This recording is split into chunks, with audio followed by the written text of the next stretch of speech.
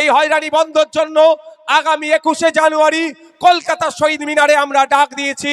যে কটা বিষয়, তার মধ্যে একটা হচ্ছে এসআইআর এর নামে নাগরিকদের মধ্যে আতঙ্ক হয়রানি বন্ধ করতে হবে। তাই কলকাতার শহীদ মিনারে আমরা সকাল 11টার মধ্যে পৌঁছে গিয়ে ওখান থেকে নির্বাচন কমিশনকে বার্তা দেব যে এই মাঠ শপথ নিচ্ছে আগামী দিনে যদি এই লজিক্যাল ডিসক্রিপেন্সির নামে যদি মানুষকে হয়রানি করা হয়, আমরা কিন্তু আগামী দিনে নির্বাচন কমিশন অফিস গণতান্ত্রিক প্রক্রিয়ায় ঘেরাও করব। আপনারা সেখানে উপস্থিত হবেন তো নাকি ভাই? উপস্থিত হবেন তো নাকি?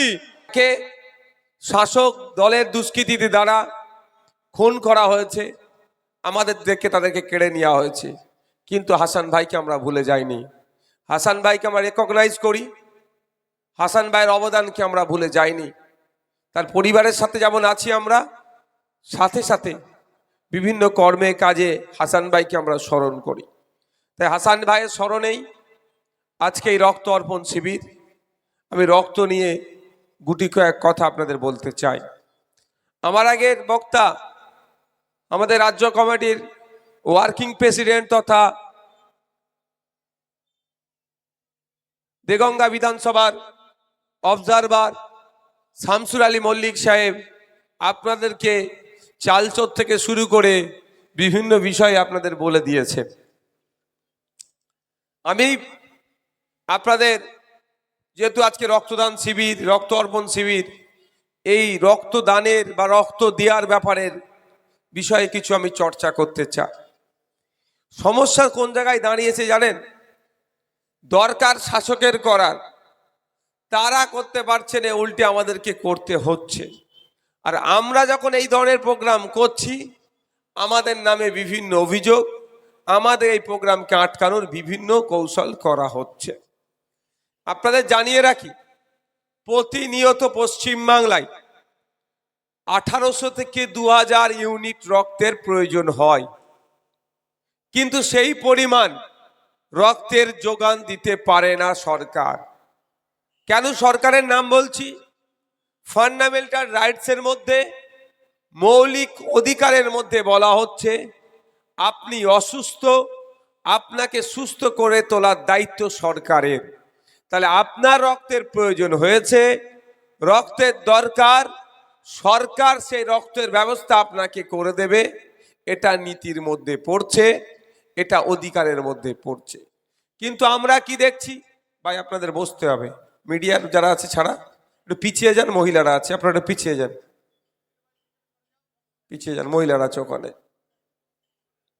তো আপনার অধিকারের মধ্যে পড়ছে। আর কিন্তু আমরা কি দেখছি? আমরা যথাসময়ে আমাদের পরিবারের কারো রক্তের প্রয়োজন হলে আমরা পাচ্ছি না, উপরন্তু আমাদেরকে একটা মোটা অঙ্কের টাকা পেমেন্ট করার পরে আমি রক্ত পাচ্ছি। আর না হলে অপারেশন আটকে আছে। থ্যালাসেমিয়া রোগে যারা আক্রান্ত, তারা প্রতিনিয়ত যাদের রক্তের প্রয়োজন হয়, তারা আতঙ্কের মধ্যে আছে। এই আতঙ্ক মুক্ত করার জন্যই আমরা আমাদের ক্ষুদ্র সামর্থ্য অনুযায়ী চেষ্টা করছি। বন্ধুগণ, যারা এখনো ভাবছেন রক্ত দেব কি দেব না, আমি তাদেরকে বলবো, আপনার আমার যখন রক্তের প্রয়োজন হয়, আমরা ছুটি কোথায়? ব্লাড ব্যাংকে। না হলে আমাদের নেতৃত্বদের বলি রিকুইজিশন ফর্মটা দিয়ে যে অমুক গ্রুপের আমার রক্তের প্রয়োজন হয়, দরকার, রক্তের ব্যবস্থা করে দাও। রক্ত তার কলকারখানায় তৈরি হয় না, রক্ত তার সবজি চাষের মতো মাঠে হয় না, রক্ত তো আর আপনার পুকুরে মাছ চাষের মতো হয় না, হিউম্যান বডি থেকে হিউম্যান বডিতে ট্রান্সফার করতে হয়। তাহলে বলুন, আপনি যদি রক্ত না দেন, ব্লাড ব্যাংকগুলো যদি শূন্য থাকে, অন্যের কারো যদি রক্তের প্রয়োজন হয়, সেই ঘাটতি আপনি আমি কিভাবে মেটাবো? তাহলে আমার আপনার রক্তের প্রয়োজন, আমাকে আপনাকে এগিয়ে আসতে হবে, ব্লাড ব্যাংকগুলোকে রক্ত পরিপূর্ণ করে রাখতে হবে। আমাদের মধ্যে কারো রক্তের প্রয়োজন হলে ওখান থেকে নিয়ে এসে সেই প্রয়োজন আমরা মেটাবো। অনুরোধ করব, যারা ভাবছে রক্ত দিলে কি হবে না হবে, তাদের উদ্দেশ্য আমার বার্তা, মেডিকেল সায়েন্স কি বলছে একটু দেখে নেওয়া যাক। পৃথিবীর 10টি ভয়ঙ্কর রোগের মধ্যে একটা ভয়ঙ্কর রোগ হচ্ছে ক্যান্সার, আর একটা ভয়ঙ্কর রোগ হচ্ছে স্ট্রোক। এখন দেখবেন ক্যান্সার বা স্ট্রোকের আর কোনো বয়স থাকছে না। বিশেষ করে ক্যান্সারের কথা যদি বলি, একটা সময় ছিল ওই জেলায় হয়তো অল্প কয়েক মানুষকে খুঁজে পাওয়া যেত যে ক্যান্সার রোগে আক্রান্ত। আস্তে আস্তে কি দেখছি, পাড়াতে এসে হাজির হয়ে গেছে ক্যান্সার রোগ। আবার WHO ওয়ার্ল্ড হেলথ অর্গানাইজেশন বলেছিল 2024 সালে বাড়িতে বাড়িতে নাকি ক্যান্সার রোগ হয়ে যাবে। মানে এত ভয়ঙ্কর ভাবে এটা ছড়িয়ে পড়ছে। সৃষ্টিকর্তার কাছে, আল্লাহ পাকের কাছে আমরা চাই অতি শত্রুরও না এই রোগে আক্রান্ত হয়। বন্ধুরা তো না হয় চাইব আমার যে শত্রু সেও না এই রোগে আক্রান্ত হয়, কিন্তু হয়ে যাচ্ছে অনেকেই। তাহলে এই ক্যান্সার রোগ থেকে পরিত্রাণ পাওয়ার রাস্তা কিছু মেডিকেল সায়েন্স দেখিয়েছে, ডক্টররা কিছু গাইডলাইন দিয়েছে। সেই গাইডলাইনের মধ্যে আমরা সবটাই সঠিকভাবে পালন করতে পারি না। তার কারণ হচ্ছে আমরা ডে লেবার, দিন আনে দিন খাই। যখন যেটা বলেছে সবটাই পারিবারিক কারণে, সামাজিক কারণে বা বিভিন্ন কারণে ওই যা যা গাইডলাইন দিয়েছে সেটা আমরা পূরণ করতে পারি না। তাহলে আমরা এই যে পূরণ করতে পারছি না, এর পরিবর্তে আমাদের কি করা দরকার?